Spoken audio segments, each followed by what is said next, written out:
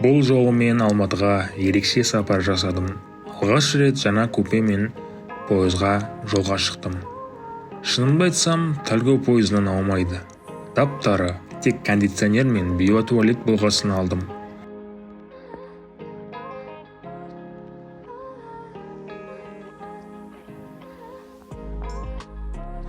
Бұл жай ғана сапар емес, өмірімнің жаңа кезеңіне қадам. Себебі жұмыстан белгілі себептермен босап қалдым.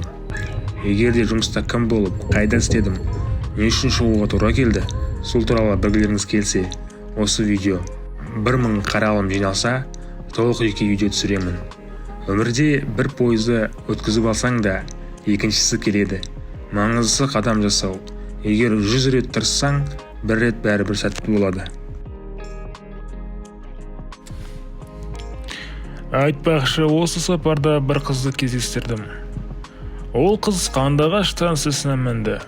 ITU ма, ITU университеті ма, әйтеуір программистке оқимын 4-ші курс деп айтып жатты бір адамдар сұрағанда.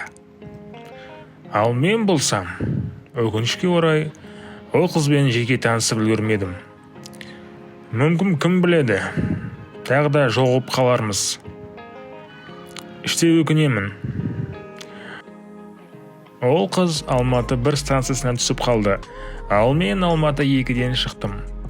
Қатты асыққан-ау деймін. Духи мен заколкасын қалдырып кетіпті. Осы видеоны көріп қалсаң, байланысқа шық.